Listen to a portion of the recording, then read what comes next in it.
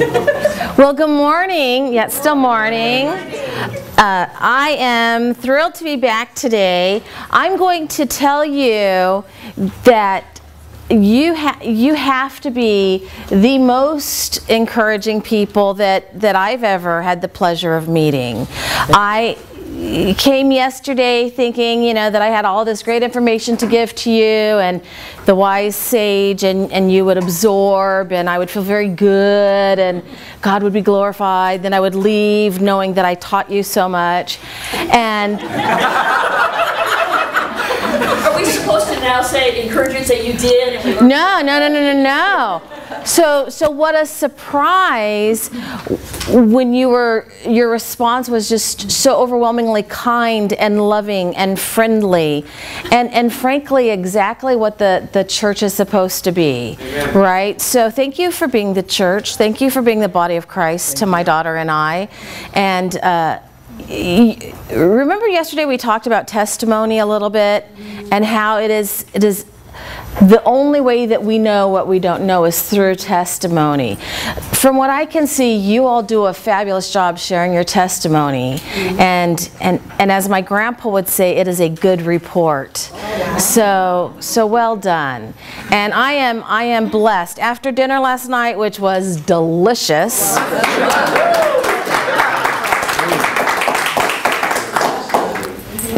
Now that it's over, I will tell you, Brianna asked me on the way to dinner, what was for dinner? And I said, oh, it's a banquet, it'll be chicken. Right. And that was my very uplifting response. And I think in the back of my mind was, but there's a Del Taco around the corner.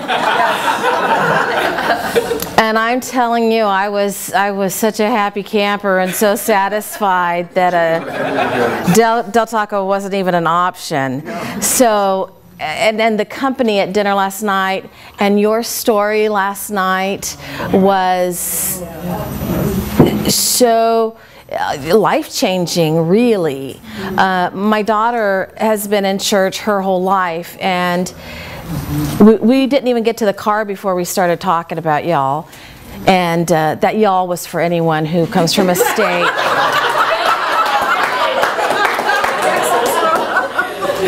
I'm Southern California born and bred. There's absolutely no reason for me to have said that. There you go. That was my encouragement to you. But we hadn't even gotten to the car last night before we were talking about you and the worship and how sweet and tender it was and the stories. And Brianna, like I said, she's been in church her whole life. My husband and I dedicated her to the Lord. We dedicated ourselves to the Lord, saying we would raise her in a Christian home when she was maybe 6 weeks old. And she looked at me and she says, I have to say I'm a little bit mad at our church. And I looked at her and I said, good. Good. Because the church, because the Bible doesn't separate the persecuted church from the evangelical church, from the Presbyterian church. The Bible is very clear that we are all parts of one body. And I told her that I thought she should talk to her pastor because he is very concerned with our youth. And if a young person went and said, why have you not told me that there are Christians who don't have Bibles? I think a little conviction might happen, and I think that would be a beautiful thing. So thank you for blessing us. We live 35 miles away from here, and we couldn't stop talking. I know you think that I do all the talking, but we couldn't stop talking over each other, the people we had met, and the hugs we had gotten, and the nice words that had been said. And so thank you, thank you, thank you. Appreciate it. And I am blessed beyond words to be able to share this time with you. So I wanted to see, yesterday we covered a lot of topics. I did a lot of talking, and I wanted to make sure that after you had a nice dinner and you heard the great speeches last night and you hopefully slept. Did any of you sleep last night? Well, good for you, because I did not. So we'll see if I can. And I just spilled my caffeine all over the floor back there. So we'll see if I can get some energy going. Yeah.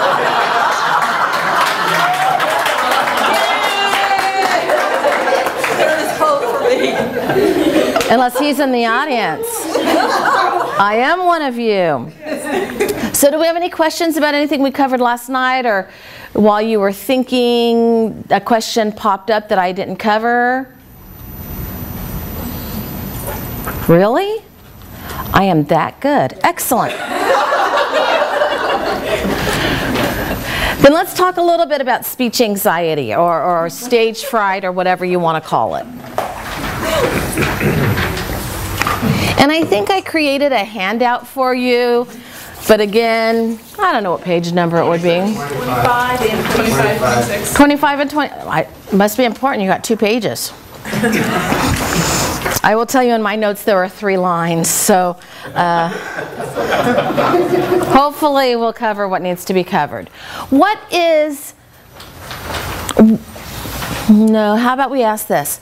How do you know you have speech anxiety? Dry mouth. Dry mouth? Carrie? Oh, I just know I have it. Oh,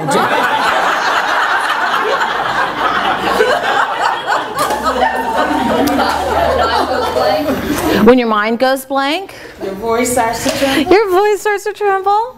Actually, I just lose my voice. Sweaty hands. I have a girlfriend who does that. Sweaty hands, trembles. Sometimes for the first time I have trouble wondering where I'm supposed to breathe. When normally you don't have that problem. Right. You forget not only to breathe, but how does that work again? Yeah. What else? Heart beating fast. Our heart races. Uh-huh. You have to go to the bathroom. Yes. And as soon as you've washed your hands, you have to go again. Your hand shakes or something. Your hand shakes, some of your knees shake. Can't eat, okay? Our stomachs get a little upset or tight. Giggle incessantly. Giggle. She's already got it, and she's not. I thought that was just because your husband was sitting next to you and Yes, I make her giggle. being all romantic. So we feel a wide variety of symptoms with some of this speech anxiety. Let me ask you, what have you done about it? Pray. Run. Avoid the speaking situation. Some people are really good and they pray. I don't have to think about it. Like, like I practice or do that part, and then once that's done, I just put it out of my head. And then usually my heart will race from the minute I get up to the minute I start speaking, and it just stops after that. But, yeah. Okay. So just trying to put it out of my mind. Yeah. Darvis? I bulldoze my way through it and make a lot of mistakes, but then I get a little better each time. Just bullies through it and A little less bad each time. a little less bad each time. I thought you did a terrific job yesterday. Paul, did you say something that I... Practice. Practice. Laugh at yourself. Laugh at yourself. Even when you're up front. Did I say that? Oh, excuse me. Right? Sometimes I've just, as soon as I get their microphone, you know, I know I've been shaking all the way up there, and then it's just like I just stop, take a deep breath, pause, look at the audience for a moment, and then start in. That's excellent advice, because if you get a little breathless or you get a little bit trembly, your tendency is just to start so that you can be done, but then you run out of air. So today I'd like to talk to you about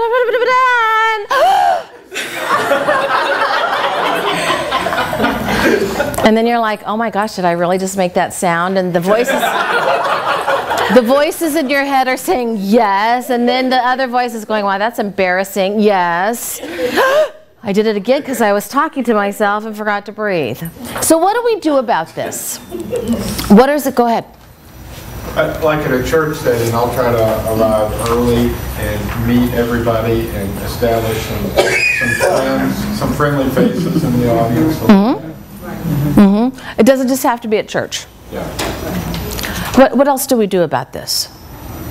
I think mentally, the perspective that, I mean, I'm talking just from talking not even about bridge builders in front of people, But mentally, if my focus is on, am I going to be accepted, then that's kind of really defeating the purpose, because my purpose is to be sharing whatever it is. So that has to be my mindset, that it's not about what other people are going to think about me, because that doesn't matter. If I have this that I'm passionate about, or this that God has laid on my heart, and this is what I need to share. So it takes me out of the picture altogether. I went to a Bible study for a lot of years, and our kind of unofficial theme was, it's not about you. It's not about me. Right? So when things started going well, when things started going not so well, when things weren't going anywhere, it's not about you. It's not about you. How about I give you some practical tips for what you can do when you feel a little bit anxious? Okay? The first thing I'm going to tell you is probably the thing that most of you do the least, and that is practice. How many of you are or were athletes? I don't even care if you were on a real team, like the neighborhood played kickball before someone outlawed it because someone got a bruise. Or you were king or queen of the tetherball court. Or once upon a time you could jump rope, right? Okay, so I've got some real athletic people here.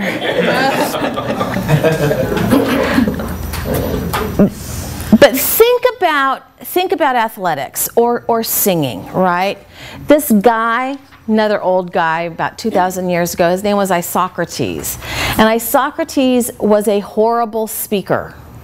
He was unattractive. Not that you have to be this good looking to be a good speaker, but the audience prefers these kind of good looks. But Isocrates was an unattractive man with a very small voice, without much confidence. His physical stature made him kind of walk like this and hunched over, didn't really look at people. But he lived in a time when to speak publicly meant without a microphone, you needed to be heard by about 500 people. And so he was a self-taught speaker. He went to the ocean and he began the idea of speaking so loud that he could be heard over crashing waves. And if he could be louder than the crashing waves, he knew that his audience would be able to hear him. And he got better. But he had problems with pronunciation or enunciating his words. So and I'm not advocating this because it seems really odd to me, but he started stuffing rocks in his mouth. And he would put a rock in his mouth and say the words, and add a rock and say the words, until he was a chipmunk with his cheeks filled with rocks, screaming over the crashing waves of the ocean until his enunciation was perfect and he could be heard over the waves. Didn't help his attractiveness, right? But it helped his confidence.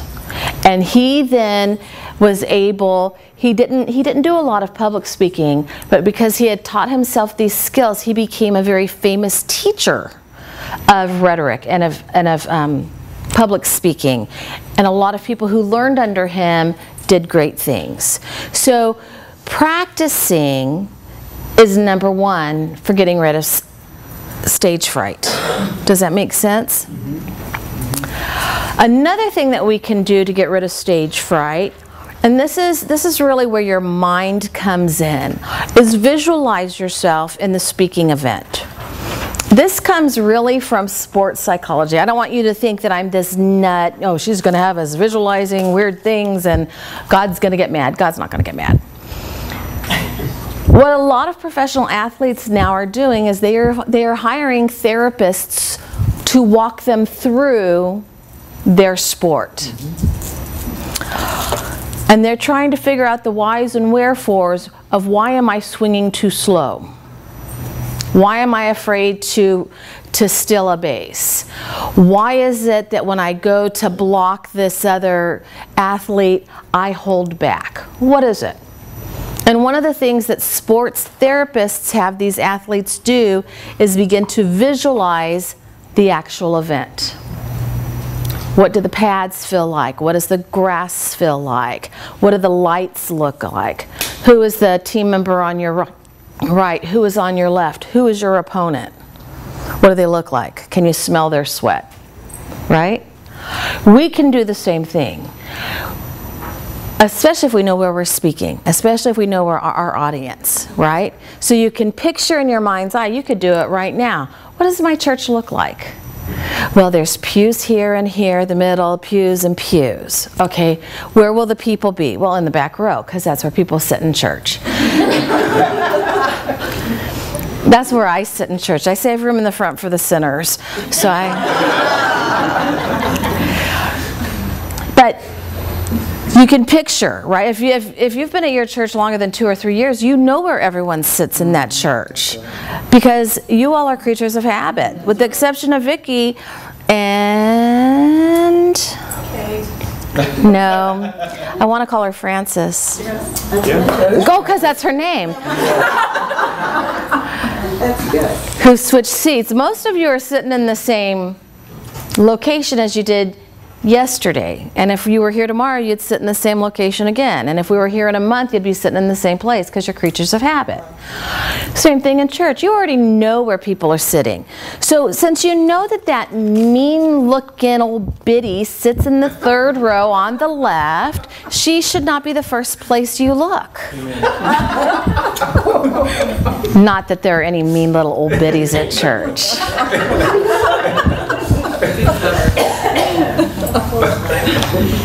But you know where your friends sit. You know where that happy senior citizen sits who's got a smile and he hands bubblegum out to the kids even though he's not supposed to, and the kids aren't supposed to chew it. He sneaks it to them anyways. Smile at him. He's going to love what you have to say. Right? So visualize it. So visualize where you sit in church in your head. Visualize yourself going up to the front of the speaking event situation, holding the microphone close enough to your lips that people will actually be able to hear you. Visualize yourself saying the words. Think about what your face feels like. Where are you pausing? Where are you smiling? Who are you looking at? If you're married, your spouse should be in the audience smiling at you. And this does not count as a smile. You can save that kind of behavior for your anniversary. Right? Smile at one another. If you're part of a Sunday school group or a small group, tell them, I have to get up and speak today. So I want you in the 5th row, and you in the 10th row, and you in the center, and you. Could you just go to the bathroom when I'm speaking? Because every time I look at you, I laugh. Right? So you know who your audience is. You're saying the words, you're visualizing it, and you're imagining it going well. Excellent. You are being brilliant. You are not making mistakes. Your knees are not shaking so much that you're afraid they're going to shatter. Your voice does not quiver. And you see this happening. Right? So visualizing it being successful is a huge first step to a successful speech, right? First thing you do is practice. Second thing you do is visualize a positive outcome, right? Third thing you do is you breathe. You have to breathe. You will very likely know before it's your turn to get up and start speaking. Once you know that you're the next person, you have 2 or 3 minutes, take a little sip of water, suck on a little sour Jolly Rancher lemon drop, get some saliva going in your mouth, and breathe. You don't have to do Lamaze breathing where the people around you wonder what's going on, especially if you're a male.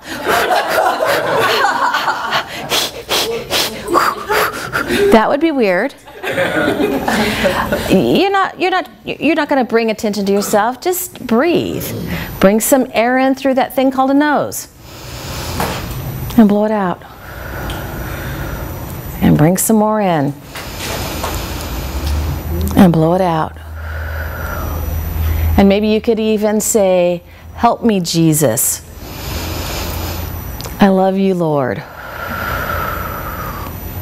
And focus, right? So breathe.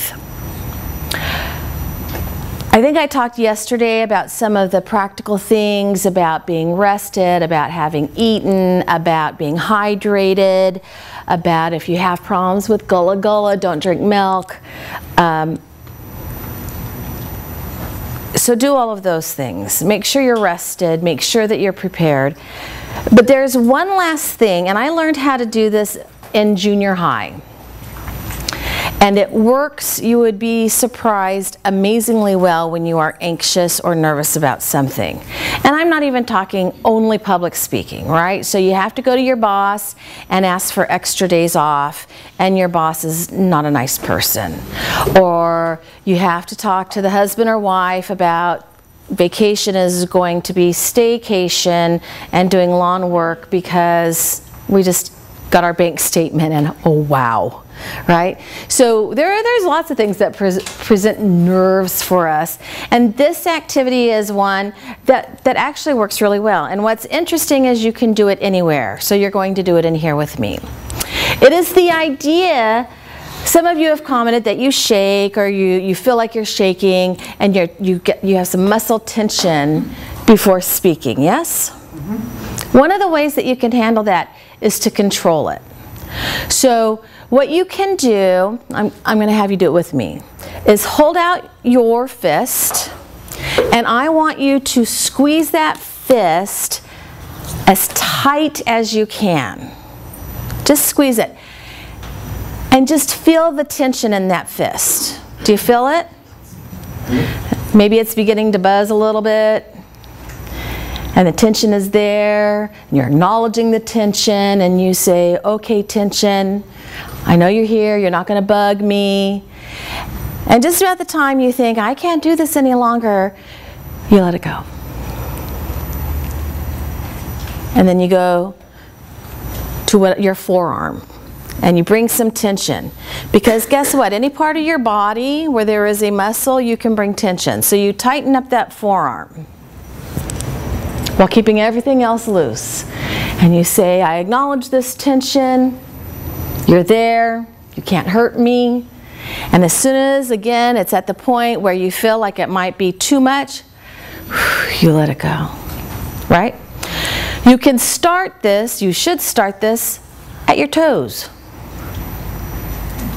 Go from your toes to your feet to your calves to your thighs to your behind.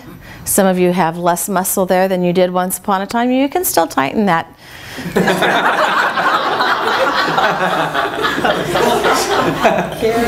I don't know if I'm allowed to say that. Someone just Karen'd me. Maybe I crossed a line there. Excellent. Go to your abs, tighten those. For some of us, we haven't done that in a lot of years, so try it. Up to our chest area. We can even tighten up in our neck and release it. Our hands, our arms, our shoulders. And you would be surprised by the time you have tightened and released every muscle group in your body, how much less tension there is, right? You start feeling tension while you're speaking, squeeze your toes.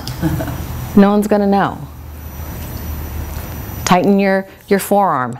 Unless you're Arnold Schwarzenegger, no one's going to know, right? But when he tightens something, like the world changes and atmospheric conditions occur, and right? So I know that one sounds particularly weird, but it is so very useful. I used to do that in grad school while taking tests that I was underprepared for.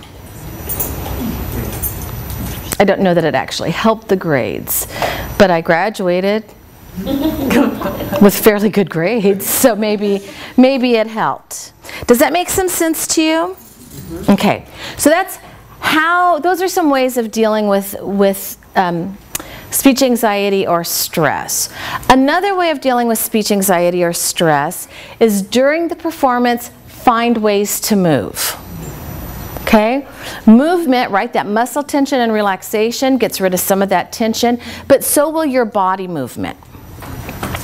And one of the things that I suggest people do, I'm going to pick on pastors again. Pastors can be really, I don't want to look at anyone who is a pastor, and I can't remember who you are. Pastors can be uniquely bad at how they use their body when they speak. I don't hold it against them because they usually have a large audience. Yes? So pastors tend to fall into one of two groups. Here is the podium. Here are my hands. Here is my voice. And that is it. Or the more casual y'all ones. They just like to pace. And so guys, I want to talk to you about the love of Jesus. We're not going to mention sin because that might offend you, but I want you to feel good about yourself. So we'll call it affirmations today. So from this book that I read that has nothing to do with the Bible, this guy who's never heard of Jesus says, and they kind of walk and wander, right? I have the best pastor. And you know that mockery and sarcasm are my love languages, so I almost got an amen, but I did get a hand raise. You're laughing because there's an element of truth there. My pastor, I think, is one of the best teachers. I just adore him. I've sat under his leadership. I think we talked about it yesterday, 8 years or so. And it's nice because he doesn't annoy me when he speaks, and that is a problem for me when I go to church because pastors are bad. And my pastor was sitting next to me one day, and he looked at me and he goes, "Do you know that I took a public speaking class?" And I said, "Well, good for you." And he goes, "And do you know that teacher gave me a B?" And I said, "That's what you would get from me." He was affronted, right? Because he uses humor, and he actually teaches scripture, and he stays organized, and but he walks all over the place, and he jumps up and down, and he uses some pretty strange hand gestures. And recently he's been teaching like this.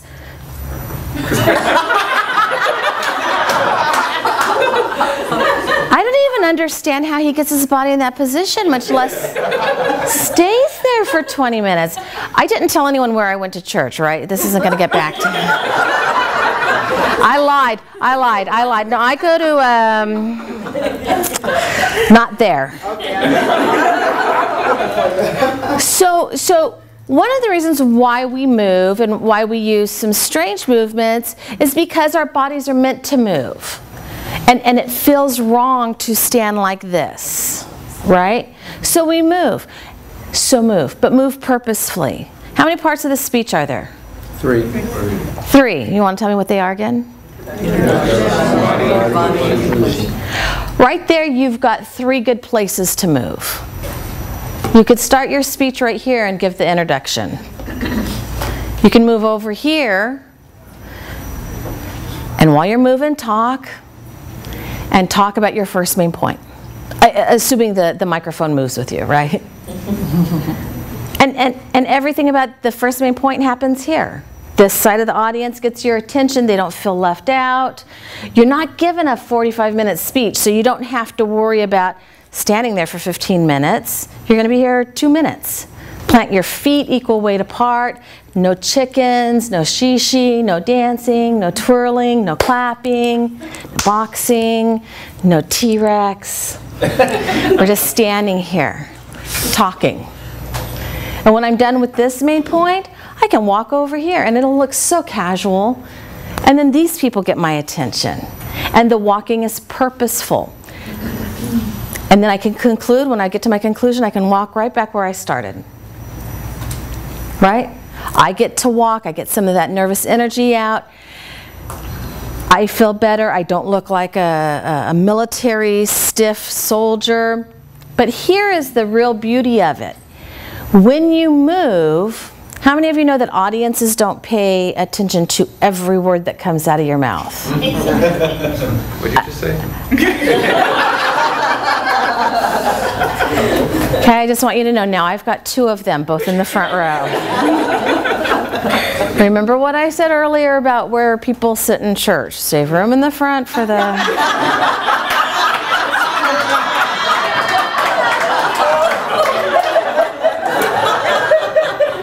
I'm not calling names, but we might consider a connection. Only sinners need Jesus. This is true. I remember. Audiences, tune out. I was sitting, I'm going to tell on Jane. I was sitting with Jane at dinner last night, and we were talking about bulletins in church. Did you see how I just paused? Because I forgot what I was going to say. I recovered well. What do you think? I think you did awesome. Okay, great. We're talking about bulletins in church, and she actually said, she goes, I read that thing cover to cover. I need something to read in church. And I'm with her. If they'd put a little Sudoku in there.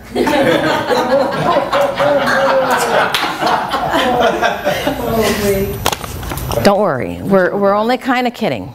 But Don't you have a Bible to read in church? I have a Bible too, but sometimes I get distracted because I want to know what he's talking about, but this verse seems interesting, and then I start paying attention again. But if your audience has, for whatever reason, daydreamed, seen something shiny, smelled someone who doused themselves in some unfortunate smell, which they call cologne and I call torture.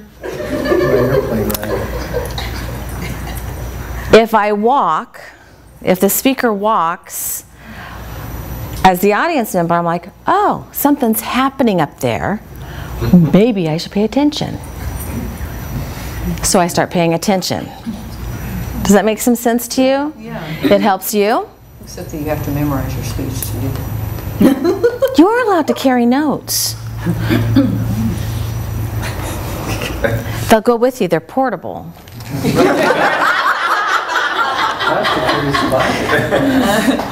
They're not the stone tablets. You don't have to hide them on the podium. Hide them. All right, so take your notes. Walk a little bit. You don't have to walk. Don't be frantic about it. But always remember, your hands go down, your weight is equal on both feet, and you look relaxed. You look like you're in charge. Yeah? Okay. One last thing. Let me ask you, who suffers from speech anxiety? Everyone. Most everyone. Some of us, for some of us it is not a negative. For some of us it is that excitement that you feel before you get on the roller coaster that looks like it was built by someone who hadn't passed his engineering exams, with a seat belt that you wonder if it's even possible to hold in the weight of a teddy bear, much less not a teddy bear. Right? There's that, oh, I'm on next.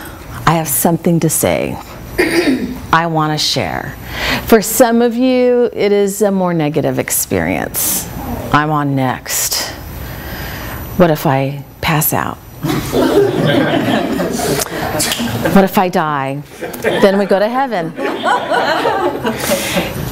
Do you remember yesterday when I told you that the oddest thing about me was that I'm an agoraphobic? Do you remember that?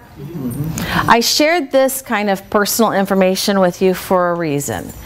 Agoraphobics have issues with space and people and crowds. And here is the deal. You never know when you're going to have a problem. You walk in and you go, uh-oh. And you hope you have some medication on you, and you hope that it works. In March, I took my debate team, I think there were 8 of them. We flew to Washington, D.C. We spent 2 days looking at our nation's capital. We drove to Knoxville, Tennessee. We competed at a tournament for a week. We drove back to D.C. And during all of that, crowds, food, hotels, an airplane, Karen was perfect. Wow. Yeah. And then I got on the bus to go back to the airplane. You know, you drop off the rental car. And one of my students looks at me and says, "Are you okay?" And I knew I was not, and I lied. I said, "Yes." She goes, "I don't think you're okay." That was my first clue, and I ignored it. I got off the bus, and I felt a little disoriented. That was my second clue, and I ignored it. I walked into this big hallway. Remember, I have issues with space and people. We are the only 4 people in this hallway, but it's huge. And I start developing tunnel vision, so I can't even see the end of the hallway. And I think, oh no. I get to the end of the hallway. I'm still functioning enough. I hand one of my students $2 and I said, "I need water," because I needed to take a pill. By the time she got back with my water, I was no longer standing up. I could not catch my breath. I was crying. I am not a person who does well with that. People from the airline were coming up to me and saying, "Shall we get you an ambulance?" And I could barely get the words out, "No, I'm fine," because even when I'm in the middle of this, I have control issues. Right? Took about 45 minutes. Brianna ended up getting to me, and she told me I was fine, and she gave me my medication, and she made me stand up, and she made me walk like I was about 200 years old. I walked like this. "I'm gonna fall. I'm gonna fall. I can't feel my legs." "Oh, you're doing great." Got me to the women's restroom, stuck my head in the water. Shouldn't do like that. Came out, and I was alive. I went and told my psychiatrist that the next week. I said, "You're not going to believe what happened."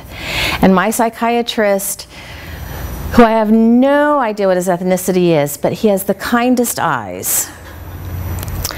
And he smiled. I've seen him for a year. I've never seen him smile. He smiled from here to here. And he said in his accent of whatever, "That is good."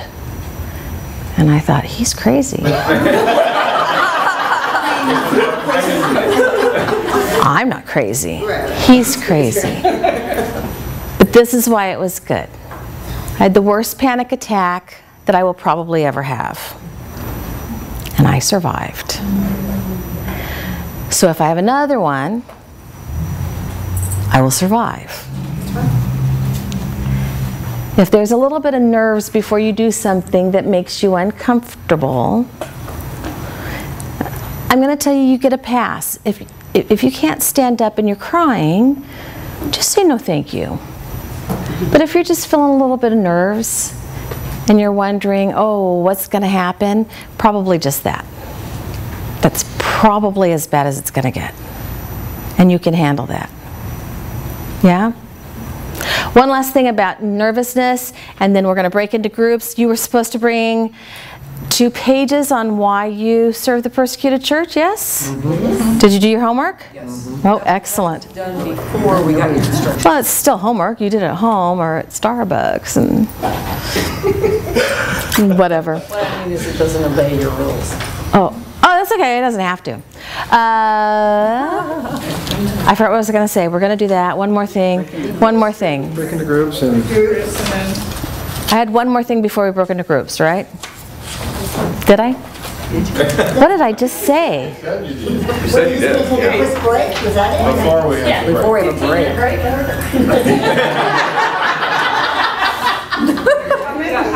Oh, one more thing before we go and start giving our speeches. How many of you maybe tremble a little bit or feel like your knees shake or your notes shake, your cards shake, and you're so embarrassed by that and you think the whole world can see? A couple of you. I will tell you, I watch at least 250 speeches a semester. At least 250. Out of all of those speeches, there might be one person who trembles enough that it's noticeable. After every set of speeches, I have 5 kids come up to me and say, "Did you see my knees? My knees were just knocking, and their knees weren't moving. Did you see me? I was shaking. I was shaking like this." And I'm like that. No. No. Right? There is a scripture that says that we are to take captive every thought. Right? We have that authority. Satan is he's just a boring, stupid, use the same tricks over and over kind of guy. He is. He hasn't had a new line in years. If he can get you to believe that what you've got to say is dumb or unimportant or that you're going to blow it or that no one cares, if you begin thinking those thoughts, you begin losing the battle. You have authority. Take captive those thoughts and say, "Shut up. I have something to say. And my audience needs to hear it." Okay? About half of, how big is the other room? How many people can the other room hold? 12? Yes, 12 can sit and 1 can speak. Okay, so we need 13 and then 14. 13 people in the other room and the rest in this room, and you're going to give your speeches. Perfection is not expected. Brianna and I are going to evaluate you. Then we're going to go type up the evaluations so you can read them, and you'll get them. Carrie will give them to you this afternoon before you leave. Okay?